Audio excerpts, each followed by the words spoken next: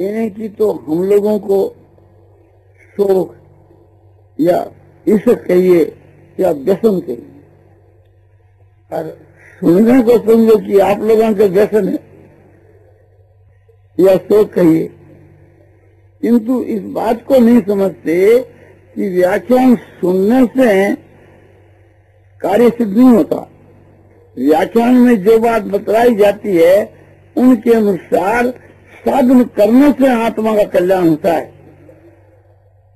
एक आदमी बैठ के यहाँ रोज जाकर के 4 घंटा बैठे और बीमार आदमी है और औषध दवाई की बातें खूब सुने और आराम हो रही। एक वैद्य था, उसके यहाँ एक पेट की बीमारी वाला आदमी गया। वैद्य ने आते ही कहा कि आज ये जो श्लोक है ये तेरे काम का है, ये बहुत ही बढ़िया है, इसका तुम सेवन करो, इसके अनुसार तुम यदि सेवन करो ना तो तुम्हारा बहुत जल्दी है तो अपने कार्य सिद्ध हो जावे। तो बोले साहब वो श्लोक मुझको पक्का करा दो। तो वैद्य ने वो श्लोक उसको समझा दिया और पक्का करा दिया। बोले इसमें जो साधन बतलाया है बड़ा उत्तम साधन है। 7 दिन के भीतर के बाद तुम्हारा पेट ऐसो अपने बिल्कुल पेट में आराम हो सकता है। उस 7 दिन तक उसका पाठ किया और फिर 7 दिन के बाद आया कि महाराज मेरा तो पेट वैसे ही दुखता है, टट्टी लगती नहीं। अरे बोला उसका तुम सेवन करते हो? हाँ महाराज रोज पाठ करता हूँ। तो बोला श्लोक का पाठ करने से क्या टट्टी लगेगी? अरे उस श्लोक का तुम मतलब समझा कि नहीं? क्या मतलब तो नहीं समझा। बोले मतलब समझ और उसके अनुसार साधन करो। बोले बहुत ठीक है, आप मतलब समझा दीजिए। इसका मतलब यह है कि रात के सोने के समय आधा तोड़ा हरतकी का चूर्ण, हरे का चूर्ण लेकर के ऊपर 1 गिलास गरम गरम दूध पी लेवे तो एकदम दिन में ये पहला टट्टी साफ आवे। और 7 दिन ऐसा करे तो एकदम कोठा साफ हो जाए। अब समझ गया? बोले समझ गया। बोले क्या समझा? बोले इसका ये मतलब है कि आधा तोड़ा हरतकी का चूर्ण लेकर के 1 गिलास गरम गरम दूध का पान कर लेवे तो टट्टी साफ आवे। 7 दिन लेने से अपने कोठा साफ हो जावे, पेट की बीमारी भूल जा। तो बोले ठीक समझ गया। इसका मतलब समझ गया? बोले समझ गया। तो इसके मतलब के अनुसार साधन करो। बोलो कल से साधन करूंगा, कल से अर्थ सहित पाठ करे। लोग भी बोले और अर्थ गिलास दूध पी ले तो 7 दिन में उसको टट्टी साफ आती है, पेट की बीमारी मिट जाती। ये मतलब समझा आप?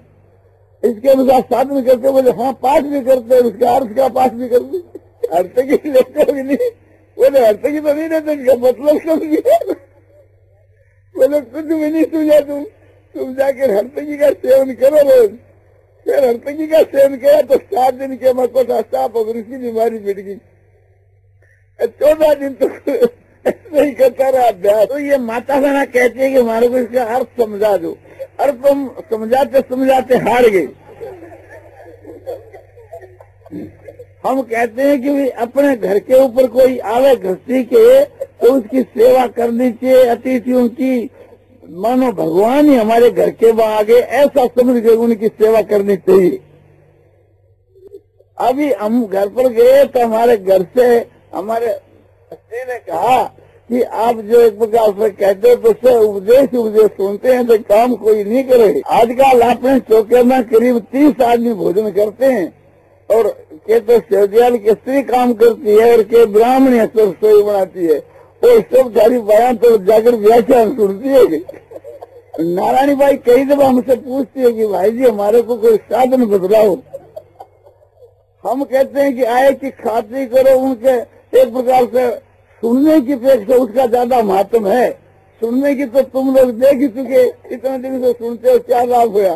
और हमारे कहने से कर करके देखो कि उसका कितना लाभ हो। तो हरडे का सेवन करना चाहिए, नहीं कि हरडे का पाठ करना चाहिए। तो हम तो अपने घर की दशा देखकर ये समझते हैं कि सभी घरों में यही दशा होगी। और मन बड़ा हरामी है। वो इसको इस प्रकार से समझाता, चलो व्याख्यान सुने, चलो व्याख्यान सुने। तो व्याख्यान सुनने में तो कोई परिश्रम होता नहीं और काम करने में होता है परिश्रम। तो मन धोखा देता है, मन ये धोखा देता है कि सेवा करने की अपेक्षा सत्संग करने में ज्यादा फायदा है। अरे ज्यादा फायदा नहीं, बस सुनते सुनते एक प्रकार से आयु बीत जाएगी, तो फिर सुनने के अनुसार काम कब करोगे? तो काम करने से कि आत्मा का उद्धार होता है कि नहीं कि केवल सुनने से होता है। सुन करके उसका अनुसार साधन करना चाहिए। तो साधन की बड़ी भारी कमी आ गई। यही प्रधान कारण है कि सुनते तो हैं अधिक और उसके अनुसार साधन करते नहीं, रुपये में 4 आना भी। हम ये कह दें कि 1 आना भी नहीं करते तो भी हमारी बात अनुचित नहीं होगी। हम कहते हैं कि सुनना तो 4 आना चाहिए और 12 आना काम करना चाहिए। फिर आप ख्याल करके देखो एक प्रकार से आपको लाभ हुए कि नहीं हो। हमने तो बहुत कम सुना है, हम अपनी आयु के बीच के वहां सुनने का काम बहुत कम किया है। और हम देखते हैं कि जो सुनने का काम अधिक करते हैं और करने का काम अधिक नहीं करते, उनकी उन्नति नहीं होती। इसी में आप ख्याल करके देख लो। तो हर एक माता बहनों को और भाइयों को जो बात सुने बस उसी के अनुसार कार्य आरंभ कर दे तो बहुत जल्दी काम सिद्ध हो सके। हम देखते हैं कि किसी को हम कोई बात के लिए कहते हैं काम करने के लिए, तो वो करता तो है किंतु मन मार करके करता है। इसके कारण से उसका ज्यादा फायदा नहीं होता। जैसे भगवान श्री रामचंद्र जी महाराज जो है हनुमान को हुक्म करते कि हनुमान, तो हाँ महाराज, कि लक्ष्मण के जो शक्तिवान लगा है ना, तो तुम जाकर के और अपने द्रोणगिरी जो है, द्रोणगिरी माने द्रोण पहाड़ का नाम, वहां जाकर के और तुम संजीवनी बूटी लाओ। बोला जो आज्ञा। उसी वक्त गया हनुमान और बूटी को पिछाया नहीं तो पहाड़ को पाड़ करके लिया। ये लो महाराज। अब ख्याल करना चाहिए। वो कहता कि महाराज एक प्रकार से थी और ही किसी को भेज दो, मैं तो आपके पास ही बैठा रहूंगा। तो भगवान कहते कि मेरे पास जरूरत नहीं, तेरी मौत हो जा।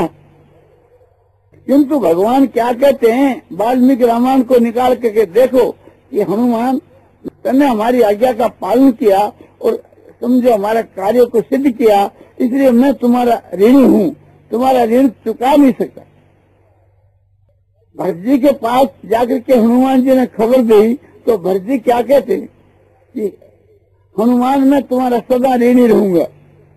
और हनुमान जो है तो समझो कि भरत जी के पास खबर नहीं पहुंचाते या भगवान श्री रामचंद्र जी का हुक्म नहीं पाते, तो क्या भरत जी रामचंद्र जी उस सदा के वास्ते हनुमान जी के कहते कि हम ऋणी हो गए। और सीता भी इसी प्रकार हनुमान का उपकार मानती है। हनुमान जी का उपकार सबको ही मानते, क्यों कि एक प्रकार से वे हुक्म का पालन करते थे। जब हनुमान जी ने ये जाकर खबर दी कि सीता और लक्ष्मण के सहित भगवान श्री राम है, तो आतंक के देवताओं के काम को सिद्ध करके, ऋषियों के काम को सिद्ध करके और राक्षस रावण को मार करके और लंका को जीत करके भगवान राम समझो लक्ष्मण और सीता के सहित आ रहे। तो सुनने के साथ भरत जी के हृदय से वहां एक समझो कि अपने प्रेम की लहर जाग उठी और तमक करके भरत जी ने कहा कि आहा तुम कौन हो भाई, कहाँ से आए? को तुम पाते कहाँ ते आए,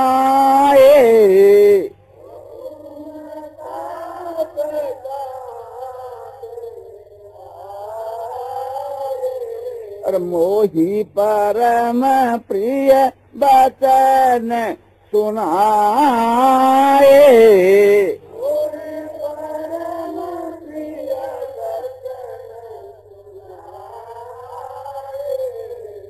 हे तात तुम कौन हो, कहाँ से आए? मुझको तुमने परम प्यारे वचन से सुनाए। तो हनुमान जी कहते हैं मारूत सूत में कपी हनुमाना।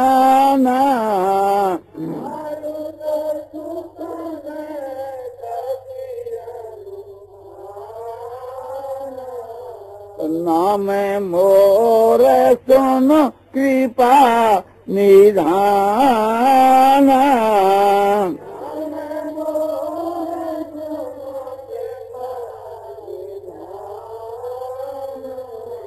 हे कृपा निधान, मैं मारुत माने वायु का पुत्र हूँ और हनुमान मेरा नाम है और मैं जाति का बांध हूँ और मैं रघुनाथ जी का एक किंकर हूँ। किंकर ये सुनकर के कि भगवान का भक्त है, भरत जी उठे और उसको अपने हृदय के लगा लिया और लगाकर कहा कि आज मेरा अहो भाग्य है जो भगवान के भक्त से मैं मिला। आज भगवान का भक्त मुझको मिल गया, मेरा अहो भाग है। हे तात, तुमने जो संदेशा दिया है इसके बदले में मैं तुम्हारे को क्या दूं? आहा, ये ही संदेश है शरीस जग माही।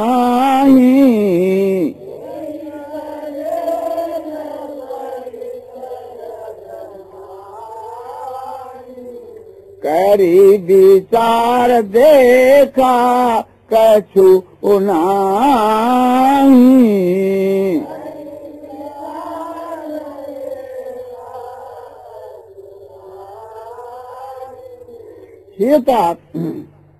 तने जो संदेशा दिया मुझको बधाई दी कि भगवान आ गए। ये इसे के सदृश कोई ऐसा पुरस्कार नहीं कि मैं तेरे को देकर तेरे ऋण से मुक्त हो जाऊं। तने जो संदेशा दिया है इसके बराबर मैंने विचार करके देखा, इसके मूल्य के बराबर इस के लिए कोई पुरस्कार संसार के में कोई है ही नहीं।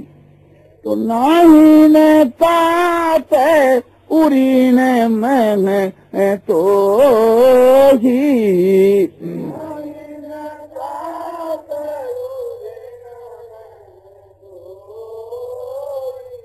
और अब प्रभु चरित सुनावहु मोही।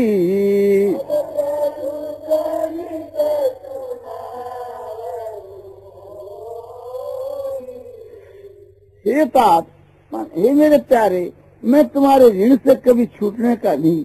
अब प्रभु के चरित्र मुझको सुनाओ और भी ऋणी बनाओ। कैसा भाव है?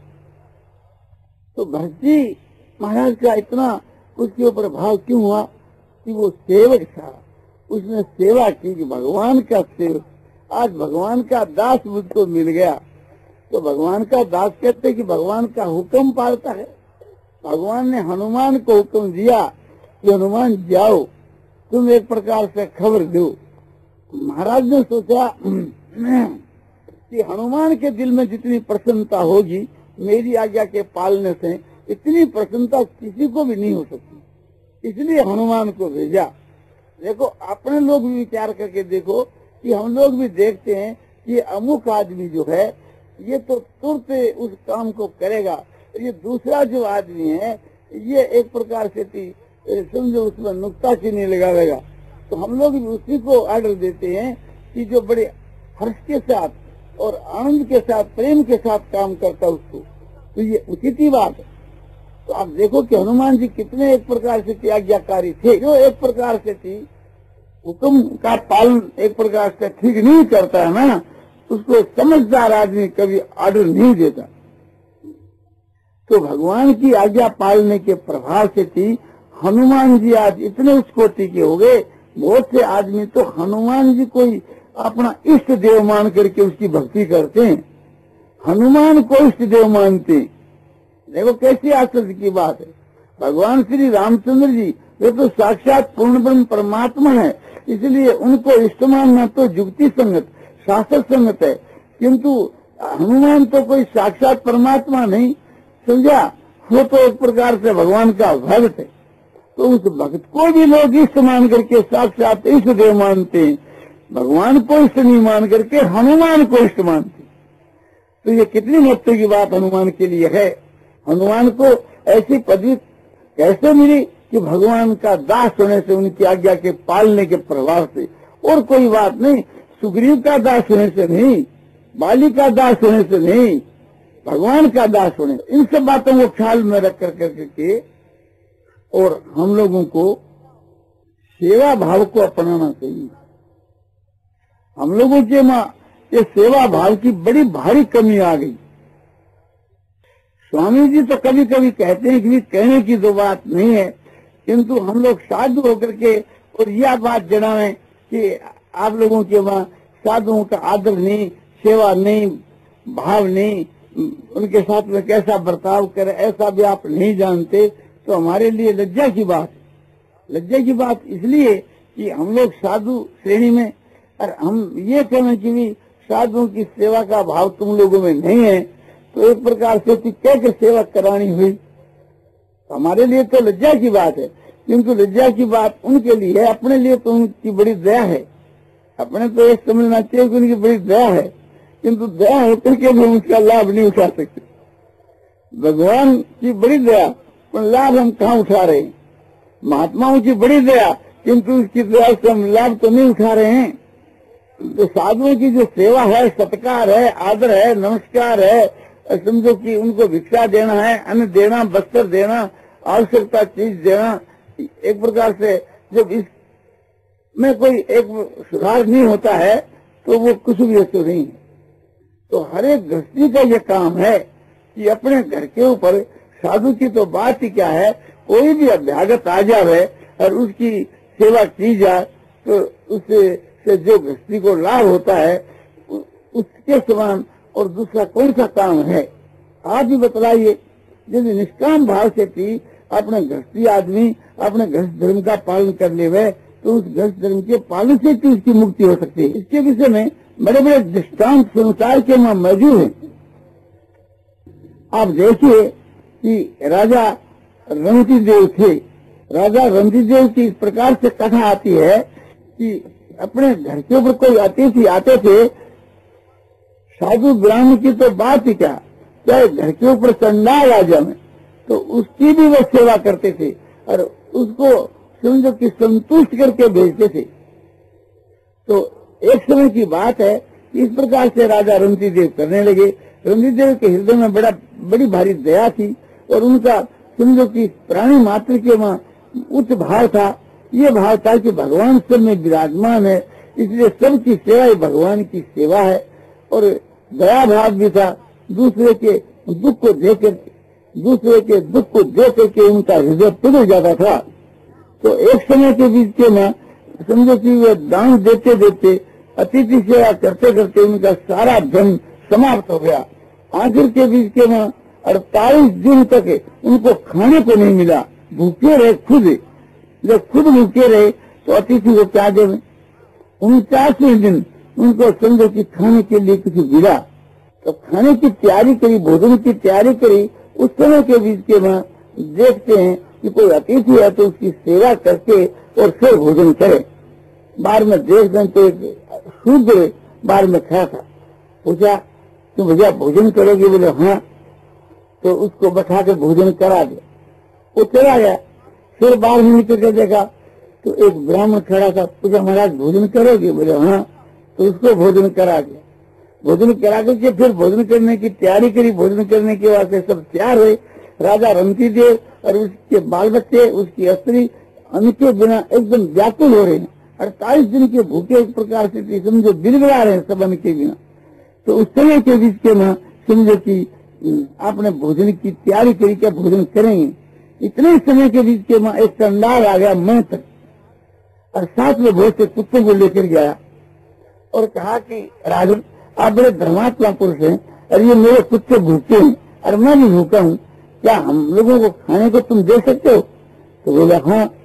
तो जो कुछ उनके पास में था समझा उनके सम्मुख कर दिया और वे कुत्ते और वे चंडाल सब खा करके और वहां से चल दिए। अब राजा ने देखा कि बचा क्या, तो एक सिकोरा जल का बचा जिससे एक मनुष्य की प्यास बुझ सके। उसने सोचा कि थोड़ी बार तो प्राण बचेंगे, तो एक जल का जो सिकोरा इसको ही पी लो। तो उसको पीने की तैयारी करी। इतने में एक दूसरा चंडाल आ गया। बोले राजन, मैं बड़ा प्यासा हूँ, क्या मुझको दे सकते हो? बोले भाई तू पी ले। उसको पिला दिया, खाता बराबर हो गया। अब कैसे मिली? अब चंडाल तो गायब हो गया और उसी वर्ष से ब्रह्मा विष्णु महेश प्रकट हो गए। ब्रह्मा विष्णु महेश प्रकट हो गए थे और उन्होंने कहा कि राजन, हम लोग ही कुत्तों के रूप में, चंडाल के रूप में, ब्राह्मण के रूप में, शूद्र के रूप में आए थे तुम्हारी परीक्षा लेने के लिए। तो तुम परीक्षा में उत्तीर्ण हो गई। अब तुम्हारी जो इच्छा हो तुम मांगो, तुम वरदान मांगो। राजा ने कहा कि महाराज मुझको तो कोई बात की इच्छा ही नहीं। ये निष्काम भाव, निष्काम भाव से भी भगवान आप ही प्रकट हो जाते हैं। तो इस प्रकार से भी सेवा करने से समझो कि मनुष्य का कल्याण हो जाता है। राजा रंती देव का समझो कि इसे अपने धर्ष धर्म के पालने से, अतिथि सेवा के प्रभाव से ही समझो उनको साक्षात भगवान के दर्शन हो गए। ऐसे ही आप ख्याल करके देखो, महाभारत के कथा आती है। महाभारत के बीच के मां जो है अश्वमेध पर्व है, अश्वमेध। तो अश्वमेध पर्व के मां ये कथा आती है कि एक समय की बात है, राजा युधिष्ठिर ने अश्वमेध यज्ञ किया और उस यज्ञ के बीच में ये नियम रखा कि कोई 100 रुपया मांगे तो उसको 1000 रुपया दो, जो मांगे उसे 10 गुना दी दो, 10 रुपया मांगे तो 100 रुपया दो। तो इस प्रकार से दान दिया गया।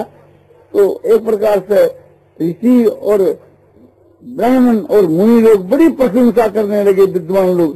बोले राजा युधिष्ठिर का जैसा जग हुआ आज तक ऐसा जग नहीं हुआ। जग के मांगने वाले जो आते हैं उनकी मांग पूरी की जाती है, किंतु ऐसी बात नहीं कि मांगे 1 और दे 10। इस प्रकार की प्रशंसा अपने सभा के हो रही थी राजा युधिष्ठिर की सभा में।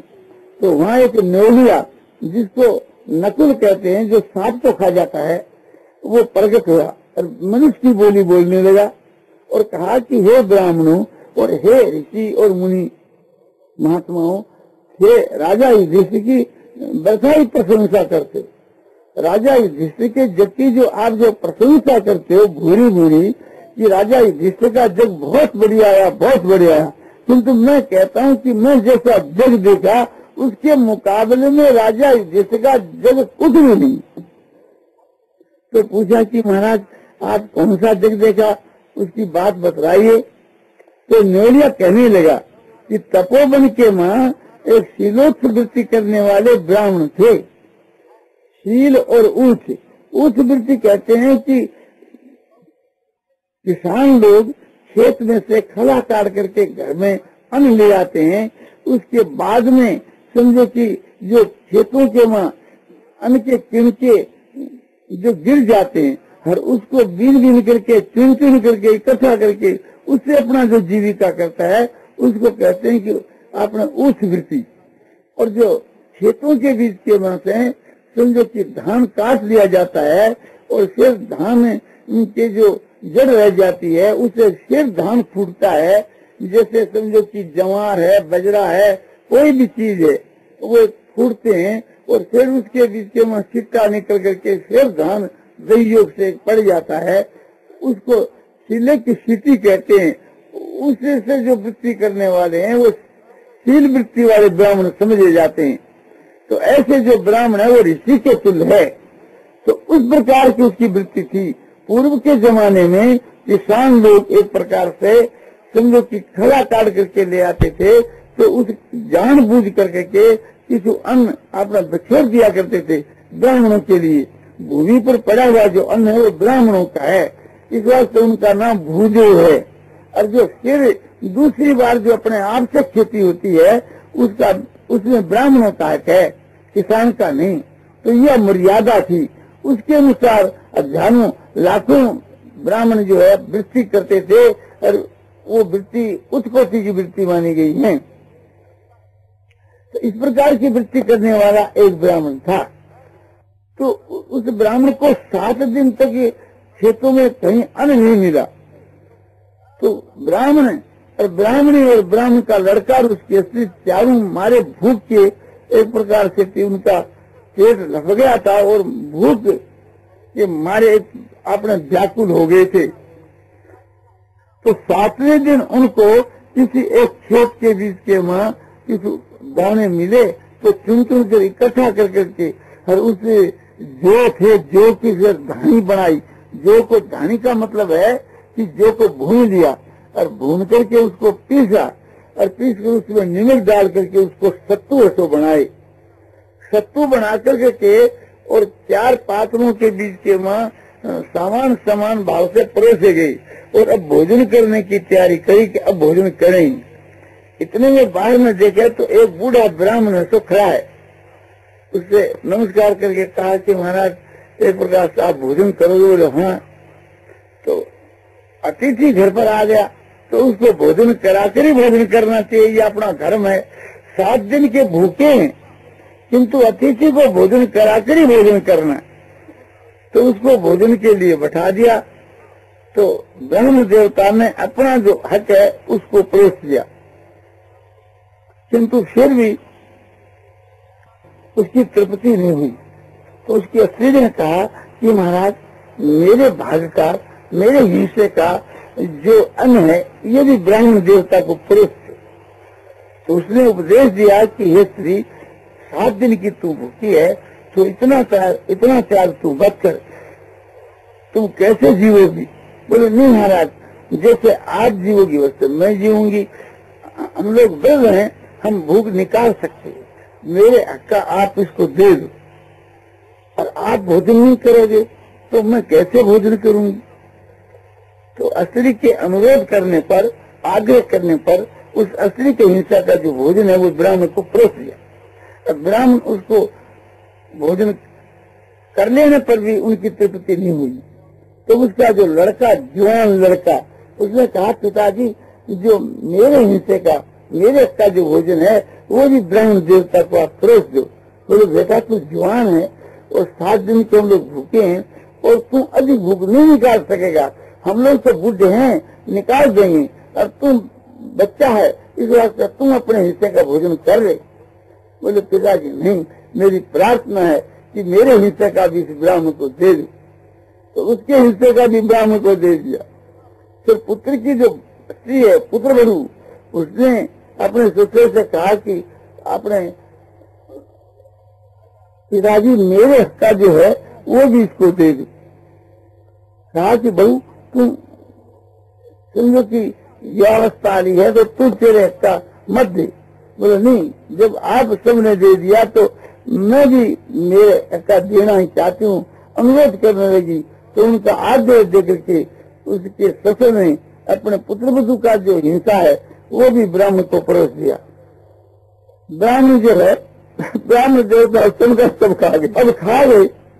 अब खा गई, खत्म हुआ मामला। अब ब्राह्मण समझो कि हाथ धोकर के चलू करी और समझा। फिर ब्राह्मण देवता प्रकट हो गई।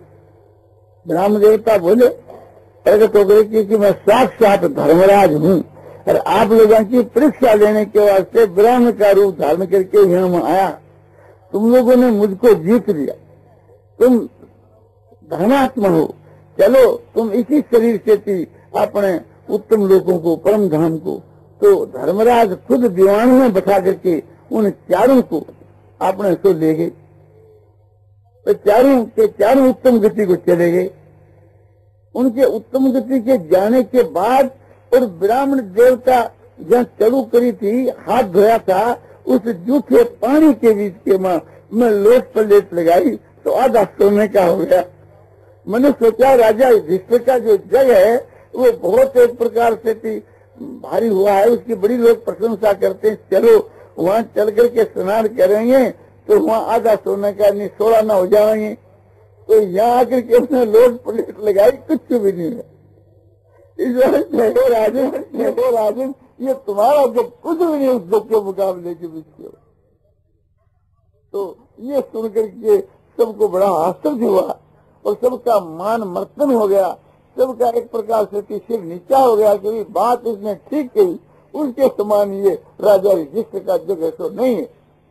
उसके बाद में जो नकुल जो है तो गायब हो गया अपने से। वो तो कोई ऋषि उसके रूप में आकर के अर्जुन जो की उपदेश देकर के चले गए। तो ख्याल करना चाहिए कि अतिथि सेवा के समान और कुछ भी तो नहीं है। तो घर के ऊपर कोई अतिथि आ जावे तो समझो कि मनुष्य वृत्ति की तो यह आज्ञा है कि अपने घर के ऊपर अपने सामान्य जाति वाला अतिथि हो सकता है और अपने से उच्च जाति वाला अतिथि हो सकता है। जैसे वैश्य जो है तो वैश्य के घर के ऊपर ब्राह्मण क्षत्रिय वैश्य तीनों अतिथि हो सकते हैं और ब्राह्मण के घर के ऊपर ब्राह्मण अतिथि होता है, उसके नीचे कोम वाले अतिथि नहीं हो सकती, अभ्यागत कहे जा सकते हैं। तो अतिथि को देकर के भोजन करना ये अतिथि की संज्ञा सामान्य अवस्था के वहाँ और अपने से श्रेष्ठ अवस्था के वहीं जाति के वहाँ अतिथि माने जाते हैं। किंतु भक्ति के मार्ग के बीच के वहाँ ये बात दिखलाई है कि अपने घर के ऊपर चंडाल भी आ जाओ तो वो अतिथि है। अपने घर के ऊपर मनुष्य मात्र अतिथि है, उसका लक्षण नहीं देखना चाहिए, गुण नहीं देखना चाहिए। कोई भी भूखा अपने घर के ऊपर आ जाए तो उदारता के साथ उसको भोजन करा करके ही भोजन करना चाहिए। ये भक्ति का मार्ग। तो एक प्रकार से राजा रंती देव तो भक्त थे और ये भी एक प्रकार से थी। आपने ब्राह्मण जो है ये बड़े धर्मात्मा पुरुष थे। तो धर्मात्मा पुरुष होकर के भी एक प्रकार से इन्होंने अपने धर्म का पालन किया। तो राजा रंती देव भक्त होकर के अपने धर्म का पालन किया। तो हम लोगों को ये ख्याल करना चाहिए कि एक प्रकार से एक आदमी के घर के बीच के वहाँ जितने जो होते हैं तो दान देना बड़े का अधिकार होता है। ये बात दिखलाई दी। इससे हमको ये शिक्षा लेनी चाहिए कि देखो कि किलोच वृत्ति करने वाले ब्राह्मण के यहाँ ये 4 व्यक्ति थे, उसकी स्त्री, उसकी पुत्रवधू और पुत्र। तो ब्राह्मण देवता के मार्फत उन्होंने उस अतिथि को भोजन दिया और फल चारों को समान मिला। चारों उत्तम गति हो गई। तो घर के वहाँ कोई भी घर का जो मालिक है बड़ा और वो जो कुछ पुण्य धर्म दान करता है उसका फल घर वालों को सबको मिलता है। इससे ये बात सिद्ध हुई। नारायण नारायण नारायण श्रीमन नारायण नारायण रामचंद्र की जय, मोर मोट बंसी वाले की जय। और भी बात आपको सुनाई जाती है इसी विषय की कि एक प्रकार से वास्तव के बीच के वहाँ थोड़ा जो दान है वो महान हो जाता है और बड़ा भारी दान जो है वो भी एक प्रकार से तुच्छ हो जाता है। भाव भी बड़ा है, एक प्रकार से क्रिया बड़ी नहीं है। तो हृदय का भाव बहुत उच्च कोटि का होना चाहिए। जब उच्च कोटि का भाव होता है तो समझो कि थोड़ा सा दान जो है वो महान फल को दे देता है। आप देखिए कि एक महात्मा थे और उस महात्मा के पास एक खूंटे बेचने वाला आदमी रोज जाया करता था और जाकर के पूछता था कि भगवान जल्दी से जल्दी मिले, ऐसा कोई उपाय बतलाओ। तो महात्मा ने कहा कि भी जल्दी से जल्दी मिलने का उपाय यह है कि जो दुखी जो है ना, दुखी मनुष्य आतुर आर्त, उसकी सेवा से भगवान जल्दी मिलते हैं। क्योंकि आर्त मनुष्य के बीच के वहाँ भगवान साक्षात विराजमान रहते हैं। तो तुम आर्त की सेवा करो, दुखी की। तो वो रोज 2 रुपया कमाया करता था, मानो 2 रुपया रोज रोजगार करता था। तो 1 रुपये से तो अपने घर का काम चलाता था और 1 रुपये से दुखी आदमियों की सेवा करता था। दुखी और अनाथ को ढूंढता रहता था और जहाँ दुखी अनाथ मिला उसकी सेवा करने लगा। इस तरह से करते करते उसको साल भर बीत गई। फिर दूसरी साल के वहाँ महात्मा के पास में फिर गया। बोले महाराज आपने जो मुझको उपदेश दिया था कि दुखी है, जो आतुर आदमी है उनकी तुम सेवा करो, उससे भगवान के शीघ्र दर्शन हो सकते हैं। तो साल भर हो गई और आपकी आज्ञा के अनुसार ही मैंने सब काम किया, किंतु आज तक भगवान हमको नहीं मिले। बोले अभी तुम दुखी जो है, अनाथ जो है, आतुर जो है, उनकी तुम सेवा करो। बोले ठीक है महाराज, शुरू से करने लगा। एक दिन की बात है कि एक लकड़ी बेचने वाला जंगल से सूखी लकड़ी काट करके और आ रहा था। दोपहर का समय था, 12 बजी थी। उस समय में उसका चित्त व्याकुल हो गया। जेठ का महीना था, बहुत ही ग्रीष्म काल था, तो उसको चक्कर आ गया। एक प्रकार से चक्कर आकर के और उसके सिर का बोझा समझो के नीचे गिर गया और वो खुद भी एक प्रकार से जमीन के वहां गिर गया और गिर करके ऊपर करड़ी धूप ही, तो एक प्रकार से उसको ऊपर के सुहास आने लगी, मानो एक प्रकार से मरने की तैयारी हो गई। और जो खूंटा बेचने वाला जो है, खूंटे के चीजों को, जो भूंगी चीजों को बेचा करता था, उसका शहर से 3 मील दूर पर घर था। वो अपने घर से 12 बजे के वक्त के वहां खुमचा बनाकर लेकर आया करता था। तो रास्ते में आया, उसको पड़ा हुआ देखा कि पड़ा हुआ देखकर उसको दया आ गई कि देखो इसके तो प्राण मनुष्य जा रहे हैं। तो पास में आकर के उसके मुंह में थोड़ा जल ऐसा ढाया, थोड़ा ढाया, 5 बार ढाया, वो पीता गया और जल पीने से समझो एक प्रकार से उसको होश हो गया और उसकी आंखें खुली। फिर जल ऐसा ढाया, तो इस प्रकार से आधा से जल उसको पिला दिया। तो फिर वो बैठा होकर के उसकी तरफ बड़े प्रेम से देखने लगा कि ये कोई पुरुष क्या है, ये तो मुझको जीवदान देने वाला है, यदि ये जल नहीं पिलाता तो मैं मर जाता। फिर उस खुमचे वाले ने पूछा कि महाराज आपको भूख है क्या? बोले हाँ। तो उसको पाव भर समझो कि सीखा हुआ जो चना दिया और वो चना खा के एकदम मस्त हो गया। फिर उसको जल पिलाया और जल पिला करके उसको एकदम त्रिपट कर दिया। अब तो त्रिपट कर करके तो उसको कोई बीमारी तो थी नहीं, वो तो मारा भूखा और मारा धूप का गिर गया था। अब वो बोला महाराज अब एक प्रकार से मैं इसे काठ को शहर में बेच दूंगा, ये बोझा काठ का मुझको आप उठा दो। तो काठ का बोझा उसके मस्तक पर उठा दिया और वो लेकर के शहर की तरफ चला गया। खुमचे वाला जो है अपने खुमचा उठा करके जड़ को लटा उठा करके चलने लगा, तो जब भगवान प्रकट हो गई और भगवान ने उसको दर्शन दिया। बोला कि आज इस समझो कि आपने एक लकड़ीहारे के रूप में आज तने मुझको त्रिपुर कर दिया, मैं तुम्हारे पर खुश हो गया, तुम्हारी इच्छा को तुम वरदान मानो। बोले प्रभु जब आपके दर्शन हो गए तो फिर बाकी क्या रहा? अब बाकी क्या रहा? बोले नहीं तुम मांगो जो तुम्हारी इच्छा हो। बोले प्रभु मैं यही मांगता हूँ कि आपके माँ मेरी जो श्रद्धा प्रेम भक्ति बनी रहे, आपका यही आपसे चाहता हूँ। तो भगवान ने उसको वरदान दिया और अंतर्धान हो गए। वो खुमचे वाला समझो मुग्ध हो गया और अपने उस महात्मा के पास आया, चरणों में लौटने लगा, कहा कि महाराज आपकी कृपा से आज भगवान के दर्शन मुझको हो गए।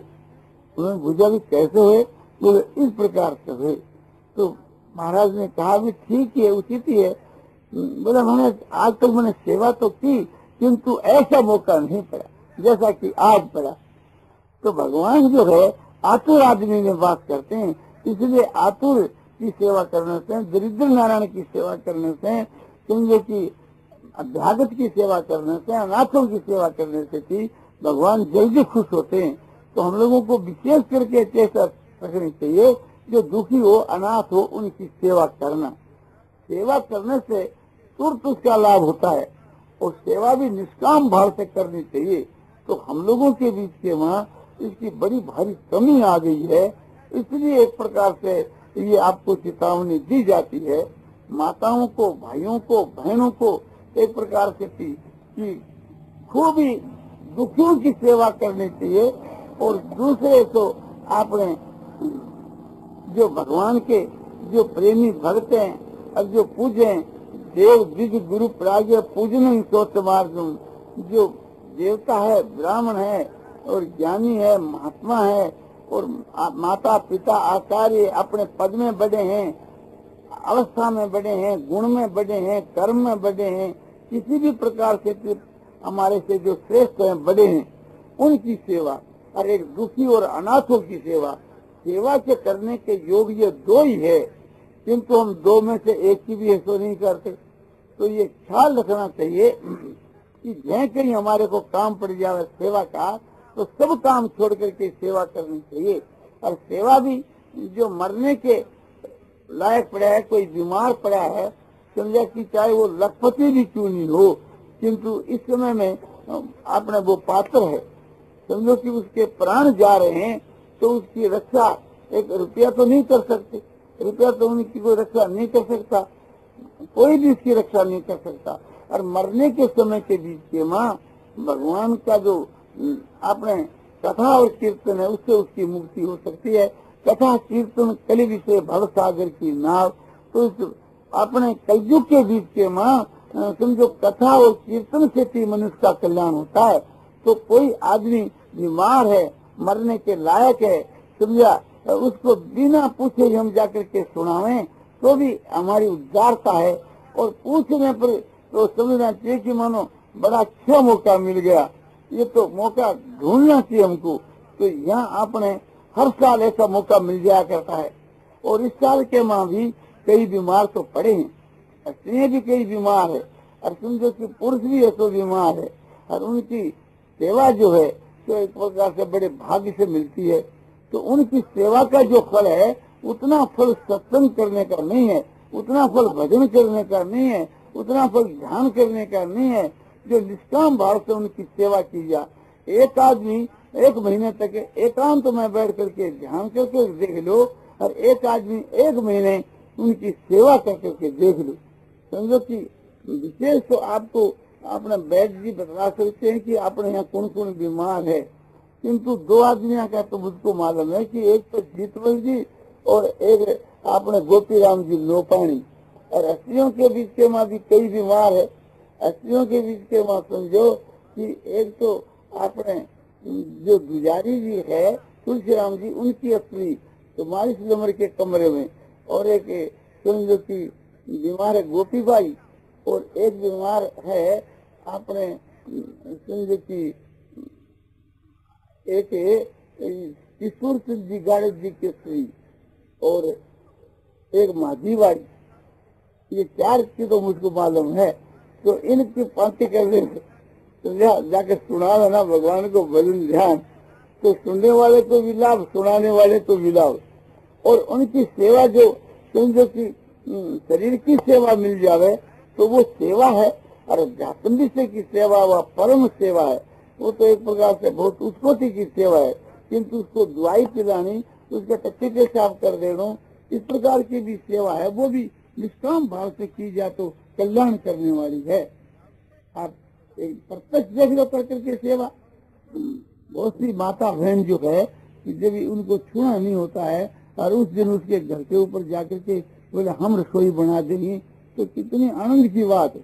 ये तो एक प्रकार से ईश्वर की कृपा से ऐसा मौका मिलता है। इसी प्रकार से कोई भी जो भाई है, और समझो कि उसके भोजन की तस्वीर हम बैठा दें, अपने चौके में भोजन कराने की, या समझो कि अपने उसके लिए खाने का कोई प्रबंध कर दें, उसके लिए रसोई बना दे, उनके पैसे से उनकी रसोई बना दें, तो भी हमारा अहोभाग्य है, वो भी हमारे लिए बड़ा गौरव है। तो इस प्रकार से समझो कि भूखे आदमी की सेवा करनी, बीमार की सेवा करनी, अनाथ की सेवा करनी, आतुर की सेवा करनी, और समझो कि अपने जो पूज्य, समझो कि जो साधु है, महात्मा है, ज्ञानी है, भक्त है, इनकी सेवा करनी।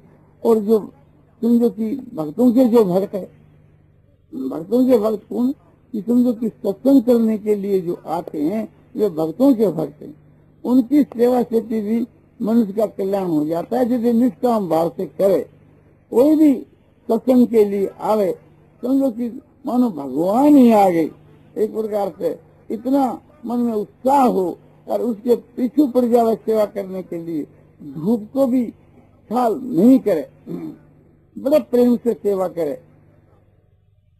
कि जैसे एक प्रकार से बीमारों की सेवा जो है दागो जी करते हैं, जैसे आए हुए अतिथियों की जो सेवा है, जैसे समझो कि आपने क्यों भगवान जी भोगला करते हैं। आज कई आदमी कहते थे उनको बहुत बोले आप पर आपका कैसा स्वभाव था और अब आप कैसे बन गए। तो उनके मन में भोगला जी का थोड़ी प्रसन्नता हुई।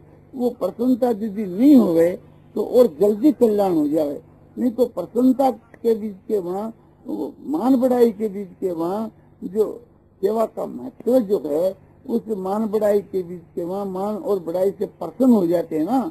नहीं तो लाख हमारी कोई प्रशंसा करो और लाख हमारा कोई सत्कार करो, वो हमारे नहीं चिप सकता, किंतु हम उसको स्वीकार कर लेते हैं, राजी हो जाते हैं, सुख भोग लेते हैं, स्वाद ले लेते हैं, तब उसके वहां से हमारी पूंजी क्षय हो जाती है। वो निष्काम का सहकाम बन जाता है। वास्तव में वो निष्काम बना ही नहीं, उसका एक समझो कि नहीं तो निष्काम का तो सहकाम नहीं बन सकता। तो हमको निष्काम भाव से सेवा करनी चाहिए।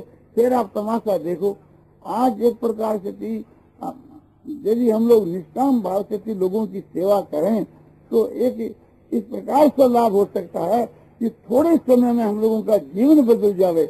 थोड़े समय के बीच के वहाँ समझो कि भगवान हमारे को नजदीक दिखने लग जावे। थोड़े समय के बीच के वहाँ भगवान की प्राप्ति हो सके, जो कि आज 50 वर्ष में भगवान की प्राप्ति नहीं हुई, वो हमारे को एक महीने में हो सके, एक दिन में हो सके, किंतु हमारा निष्काम भाव होना चाहिए और सेवा करने के वक्त में उत्साह होना चाहिए। समझा कि एक तो हम कहा कि ये काम आप करो, बोले ठीक है, बोले साहब उसने कह दिया तो करना ही पड़ेगा, करना ही पड़ेगा ना। तब समझो कि कई जन्मों के वहाँ उद्धार होगा, करना पड़ेगा। जहाँ वहाँ वो महत्व की चीज नहीं है।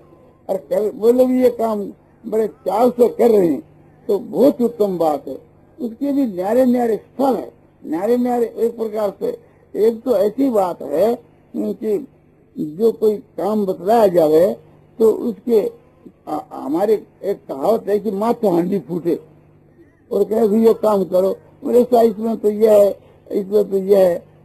बोले कि इस आदमी को जाके कि तुम ये मकान डेरा बतलाया, बोले वो मकान तो रुक गया, दूसरे आदमी को दे दिया कमरा को। अरे भाई देखो तो सही, बोले कि हमने सुन लिया, समझा। तो वो तो ऐसी खबर लावे कि रो तो जावर मरे की खबर लावे।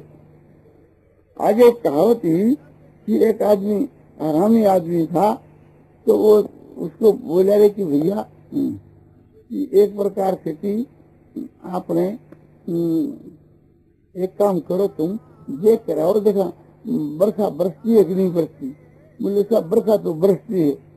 बोले आपको क्या मालूम कि बिल्ली आई थी, उसकी पूंछ गिल्ली थी। ठीक है, अच्छा भैया एक काम तो करो कि अबे एक प्रकार से बाहर का जो दीपक है तो उसको बुता दो। बोले कि आप आंख बीच पे सो जाओ, उसके फिर दीपक चलता रहो। अरे बोले वो फल सा जो है कुआर तो बंद कर दो, रात्रि में सोए ना। तो बोले कि दो काम हम करे तो एक तुम करो। तो तुम करे क्या काम, तो समझा। तो इस प्रकार से जो बहानाबाजी करते हैं उनकी तो मुक्ति की तो बात दूर रही। हमारे समझ में तो शास्त्र यदि सत्य है तो उसको तो घोर नरक की प्राप्ति होनी चाहिए। जो इस प्रकार से थी सेवा के लिए बहानाबाजी करते हैं, और जो एक प्रकार से थी मन के बीच के भार समझ करके उस काम को कर देते हैं तो उसको लाभ होता है, किंतु बहुत मामूली लाभ होता है। वर्षों तक करते करते इस जन्म में या किसी जन्म के बीच में कल्याण हो सकता है। और तीसरी बात यह है कि करने वाला जो है वो उस वक्त के बहुत प्रसन्नता के साथ करता है तो उसका कल्याण जल्दी हो सकता है। और करने वाला ये समझता है कि एक प्रकार से थी भगवान की हमारे पर बड़ी भारी दया है, एक प्रकार से थी ये तो हमारी मुक्ति का खुला हुआ द्वार है। इस प्रकार से मन में प्रसन्नता होती है तो उसको और भी विशेष जल्दी भगवान की प्राप्ति हो जाती है। और जो सुनने के साथ के बीच के वहाँ जिसके बारंबार रोमांच होते हैं, नाचता हंसता हुआ एक प्रकार से निष्काम भाव से की और सेवा का काम करता है, उसको बहुत देर नहीं लगती, उसको जल्दी परमात्मा की प्राप्ति हो जाती है। तो इस सब बातों को ध्यान में रख करके भाव प्रधान है, क्रिया प्रधान नहीं। तो अपना भाव बड़ा उच्च कोटि का होना चाहिए। उच्च कोटि का जो हृदय का जो भाव है, एक तो प्रेम भाव, एक श्रद्धा भाव, एक निष्काम भाव, एक इस प्रकार का ये जो एक दया भाव, एक आपने उदारता का भाव, ये ऐसे भाव उच्च कोटि के हैं। और साथ में निष्काम जो भाव है, बस बेड़ा पार है। तो ये सब बातें जो आपको बतलाई जाती है, इन कामों को हाथ सांस करके समझो करना चाहिए। इसी प्रकार से कोई भाई समझो बाहर से आया, कोई बहन बाहर से आई, देखो भी ये सत्संग करने के लिए आए हैं, तो एक प्रकार से उसको हम बड़े आदर से लावें और आदर से उसका सत्कार करें। आओ बैठो, जल पियो, एक प्रकार से उसकी सेवा करने लग जाए, भोजन करो, तो उसके दिल में ऐसा असर हो, बोले ओहो ये तो यहाँ तो राम राज्य है, यहाँ तो देखो कितना एक प्रकार से सत्कार है, कितना उच्च कोटि का भाव है। ये तो एक रूप से हृदय के वहाँ कितना आपका आनंद होता है। आज दिन में आपको बात सुनाई कि समझो कि सत्संगी भाई नहीं, आपने चोर डाकू आपने उसके लूटने के लिए आ रहे हैं। आपने बलदेव दास जी के यहाँ, लोकनाथ जी जो बात कही जिनके वहाँ देहरादून के बलदेव दास जी की, बलदेव दास जी जो है अग्रवाल वैश्य थे, और उसने कहा कि वो डाकुओं की चिट्ठी आ गई, हमारे यजमान आएंगे। अच्छा बड़ा के कहा कि खूब बढ़िया बढ़िया माल बनाओ, उनको भोजन कराएंगे, उनका सत्कार करेंगे, हमारे घर के ऊपर समझो कि अतिथि आ रहे हैं। डाकुओं को कहते हैं कि अतिथि आ रहे हैं, और फिर उनके आए नहीं, उन्होंने भोजन बनाया, तैयारी करी। लोकनाथ जी उन्होंने कहा कि उन सब भोजन को हम लोग ही खाया, और वे देखते रहे 1 घंटा रात अधिक कहीं दिखते रहे कि अभी नहीं आए। तो आप सोचो कि कहाँ तो डाकू, कहाँ सत्संगी। डाकू जो आते हैं उनके लिए भोजन की तैयारी होती है, उनकी खातरी की तैयारी होती है, और अपने यहाँ सत्संग करने के लिए आते हैं उनकी भी ऐसा खातरी नहीं होती। तो आप सोचो कि उनका दर्जा अपना दर्जा कितना नीचा है। तो वैसा यदि भाव हुए तो आत्मा का सुधार हो, तो शीघ्र उद्धार हो जाए। उनकी कितनी प्रशंसा करते थे।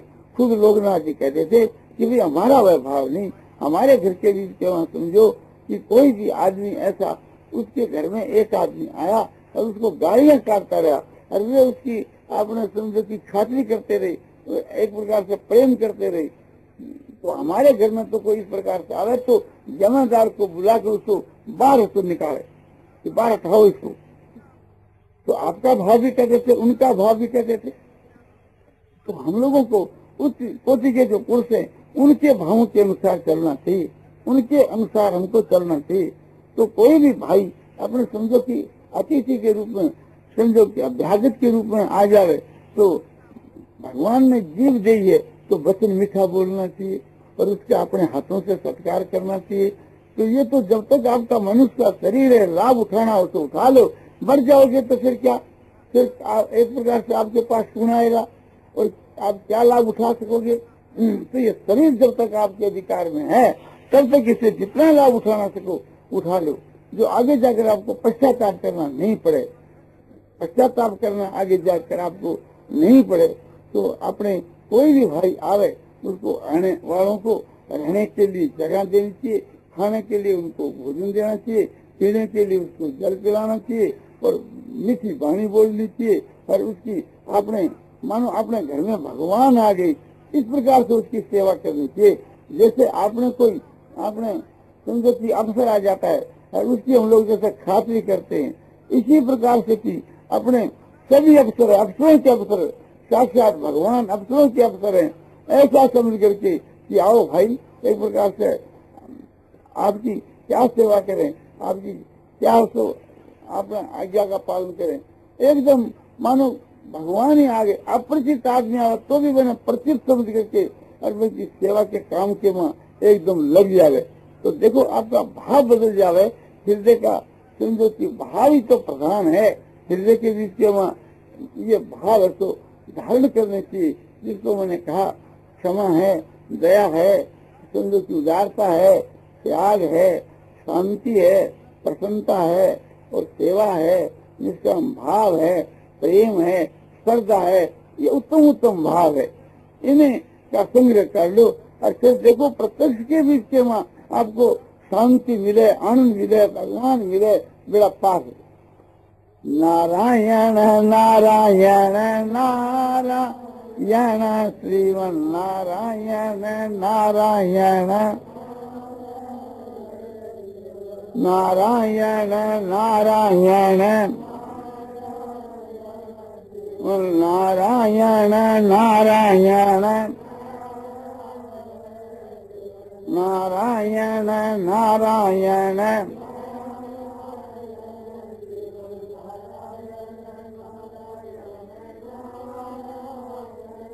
सियावर रामचंद्र की जय। मोर मुकुट वंशी वाले की जय।